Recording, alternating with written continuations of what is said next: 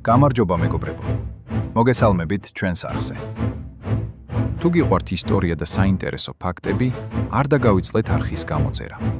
ამით დიდ მოტივაციას მოგცემ გავაგრძელოთ მსგავსი კონტენტი. მარტოხელა კავალერისტი პირველ მსოფლიო ომში, სადაც სანგრების ომმა შეამცირა კავალერიის ეფექტურობა დასავლეთის ფრონტზე, მაგრამ ისინი მაინც ფასეულნი აღმოჩნდნენ სხვა ფრონტებზე. გაზის შეტევა სენტ-კვენტინის მახლობლად 1918 წელი. გერმანელი ჯარისკაცი უშვებს მაძებარ ძაღლს. ძაღლები მთელი ომის განმავლობაში მსახურობდნენ როგორც მცველები, მზვერავები, მაშველები და მაცნეები. გერმანელი ჯარისკაცები პოზირებენ ცხენთან, რომელსაც აკიდებული აქვს სპეციალური ჩარჩო, რომელზეც მოთავსებულია ჩამორთმეული რუსული მაქსიმ M1910 ტყვი ამფრქვევი, ბორბლებიანი სამაგრითა და მჭიდის ხუთით. სახვევები, რომლებსაც ჯარისკაცი ბრიტანული სამხედრო ძაღლის აღჭურვილობიდან იღებს. ეს ძაღლები ხშირად ატარებდნენ სამედიცინო ნივთებს ბრძოლის ველზე დაჭრილი ჯარისკაცების დასახმარებლად. მტრედი, რომელსაც მიკროსკოპული კამერა აქვს მიმაგრებული. ტექნოლოგია, რომელიც ექსპერიმენტულად გამოიყენა გერმანელმა გამომგონებელმა იულიუს ნოიბრონერმა ომამდე და ომის განმავლობაში. გაწვრთნილი ფრინველები საჰაერო ფოტოებს ტაიმერის მექანიზმის გამოყენებით იღებდნენ. ჯორის გადმოტვირთვა ალექსანდრიაში, ეგვიპტე, 1915 წელი.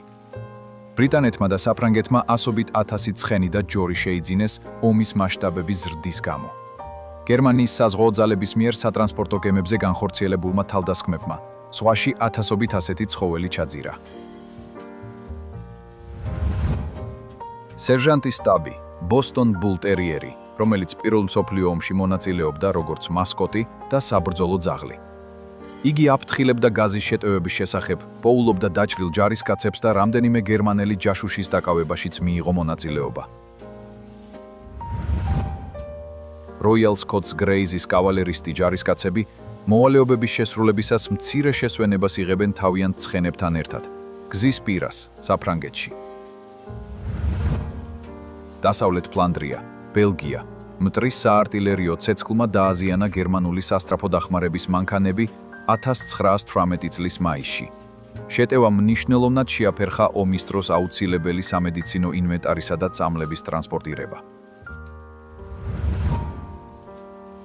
წითელი ნახევარმთვარის საავადმყოფო ჰაფირ აუჯაში, 1916 წელი. ის ომის დროს სამედიცინო მომსახურებას უზრუნველყოფდა და დაჭრილი ჯარისკაცებისთვის სასიცოცხლოდ მნიშვნელოვან დაწესებულებას წარმოადგენდა. კაპრალი, სავარაუდოდ ავსტრალიის მეორე გენერალური სამხედრო ჰოსპიტალიდან.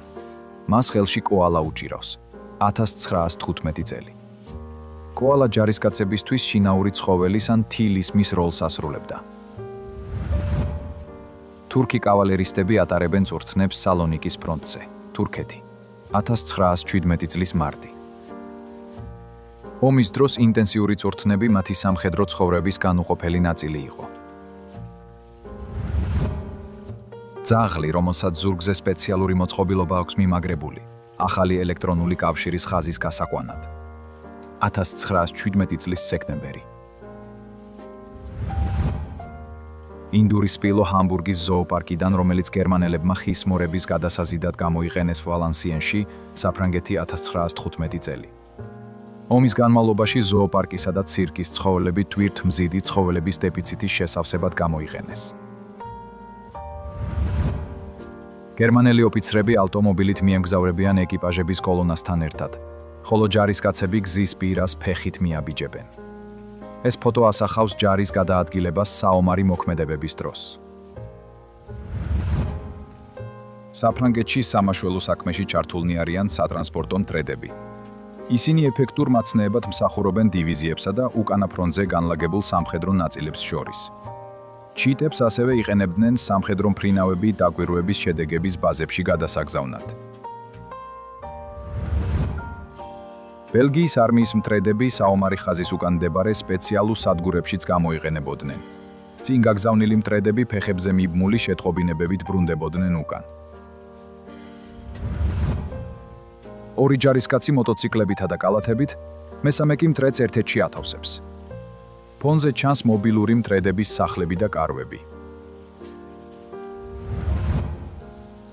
ბრიტანელი ჯარისკაცები შეთხობინებას ამაგრებენ წერილების გადამზიდ მტრედს. დასავლეთის ფრონტი 1917 წელი. საფრანგეთის გადამზიდი მტრედი, შერამი, დაჯილდოვდა სამხედრო ჯვრის ორდენით პალმის რტოთი, ვერდენის ბრძოლის დროს 12 მნიშვნელოვანი შეთხობინების გადაცემისთვის. ძელზე მიბმული ცხენი, რომლის თანამგზავრიც 1916 წელს აფეთქებით დაიღუპა. სუბუქი კრეისერის ექსდიუმიანი ქვემეხის ლულიდან კატა მოჩანს. ის გემის თილისმას წარმოადგენს და ეკიპაჟს ინდივიდუალურობას სცემს. გენერალი კამიო, იაპონიის არმიის მთავარსარდალი, ცინგტაოში, ოფიციალური შესვლის დროს. 1914 წლის დეკემბერი.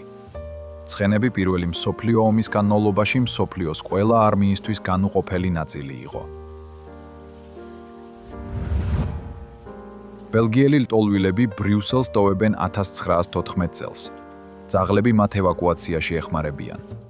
ეს სცენა ასახავს სამოქალაქო მოსახლეობის მძიმე ყოფას ომის პირობებში. ავსტრალიის აქლემთა ბატალიონი მოქმედებაში შარიასთან ბეერშებას მახლობლად. 1917 წლის დეკემბერი. აღნიშნული შეტაკება ტრაგიკულად დასრულდა ორივე მხარისთვის. ჯარისკაცი და მისი ცხენი გაზის ნიღბებს ატარებენ, დაახლოებით 1918 წელი. ნიღბები აუცილებელი იყო ომის დროს ქიმიური თავდასხმებისგან დასაცავად. გერმანული წითელი ჯვრის ძაღლები ფრონტისკენ მიემართებიან და მზად არიან მეომრების დასახმარებლად. ისინი სასიცოცხლოდ მნიშვნელოვან როლს ასრულებდნენ შეტყობინებების გადატანასა და ჯარისკაცების გადარჩენაში. ბელგიელი მებრძოლები გენტიდან გერმანული ძალების შემოჭრის შესაჩერებლად მიმავალ გზაზე ბელგიის ქალაქ დაინზეში. ეს მსვლელობა ომის ადრეულ ეტაპზე გადამწყვეტი მომენტი იყო. გარღვევა სენ-კვენტინის დასავლეთით ენში, საფრანგეთი. არტილერია, რომელსაც ცხენები მიათრევენ, მიიწევს წინ ბრიტანელების მიერ დაკარგულ პოზიციებზე. დასავლეთ ფრონტზე 1916 წელს ჭურვები გადააქვთ ცხენებით. ცხენებს ომის დროს მარაგების ტრანსპორტირებაში გადამწყვეტი როლი ჰქონდათ. 1916 წელს პალესტინის კამპანიის დროს ასლუდში დიდ წყალსატევთან აქლემები რიგში დგანან. ისინი სასიცოცხლოდ მნიშვნელოვანი იყვნენ ტრანსპორტირებისთვის მკაცრი უდაბნოს პირობებში. ბრიტანული მარკ 4 ტიპის ტანკი გადის მკვდარი ცხენის გვერდით გზაზე. პერონე, საფრანგეთი, 1918 წელი. სცენა ასახავს ომის მკაცრ რეალობას მთელი წლის განმავლობაში. ძაღლების მომლელი კითხულობს შეტყობინებას, რომელიც გადმოიტანა მაცნემ. ძაღლმა, რომელმაც სულ ცოტა ხნის წინ გადაცურა არხი საფრანგეთში, პირველი მსოფლიო ომის დროს. ძაღლების სიმამაცე გადამწყვეტი იყო ფრონტის ხაზზე კომუნიკაციისთვის. პარიზი, საფრანგეთი. დაახლოებით 1915 წელი. ფრონტზე წასაყვანად გამზადებული ცხენები. გლეხები და ფერმერები დიდი გაჭირვების წინაშე აღმოჩნდნენ, რადგან მათი საუკეთესო ცხენები სამხედრო მიზნებისთვის იქნენ გამოყენებულნი. ბელგიაში 1914 წელს ჰელემის ბრძოლის შემდეგ გადარჩენილი ცხენი კონფლიქტში დაღუპული მკვდარი ცხენების გადაზიდვაში ეხმარება ჯარისკაცებს. ძაღლი, რომელიც გაწუხთნილი იყო დაჭრილი ჯარისკაცების მოსაძებნად ფრონტზე, 1915 წელი. ამ მამაცმა ცხოველებმა მნიშვნელოვანი როლი ითამაშეს მრავალი სიცოცხლის გადარჩენაში ფრონტის ხაზზე. ალჟირის კავალერია, რომელიც ფრანგულ არმიას იყო დაქვემდებარებული, დასავლეთ ბელგიაში აყვანილ გერმანელ ტყვეებს აცილებს.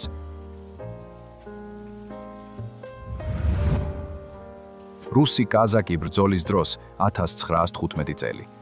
ის სროლის პოზიციაშია თავის ცხენს ამოფარებული. სერბეთის არტილერია მოქმედებაში სალონიკის ფრონტზე 1917 წლის დეკემბერში. არტილერიას მნიშვნელოვანი როლი ეკავა ფრონტის ხაზებზე მიმდინარე დაპირისპირებაში.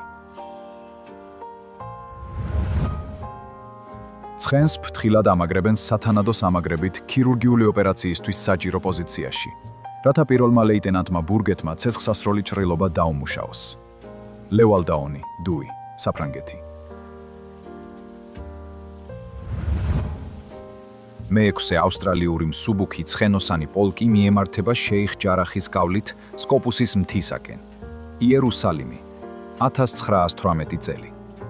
მათი გადაადგილება იყო ნაწილი პირველი მსოფლიო ომის დროს ახლო აღმოსავლეთში მიმდინარე ფართო სამხედრო კამპანიისა. ფრანგული კავალერიის ცხენები მდინარის გადაცურვის დროს ჩრდილოეთ საფრანგეთში. ცხენები გადამწყვეტ როლს თამაშობდნენ ტრანსპორტირების უზრუნველყოფაში, თუნდაც ურთულეს რელიეფზე გადაადგილებისას. მკვდარი ცხენები და გატეხილი ეტლი მენინის გზაზე. იპრი, ბელგია, 1917 წელი. ცხენები აუცილებელნი იყვნენ მარაგების გადასატანად, მაგრამ ხშირად ხვდებოდნენ მტრის მიზანში ან ტყვედ ვარდებოდნენ, რათა მოწინააღმდეგის ძალა შესუსტებულიყო. საომარი ცხოველები ეხმარებიან სხვა საომარ ცხოველებს ნამურის მთრედების კავშირის სკოლაში ბელგია. მაცნე ძაღლს მთრედის კალათს ამაგრებდნენ, რათა საფოსტო მთრედები ფრონტის ხაზზე გადაეყვანა.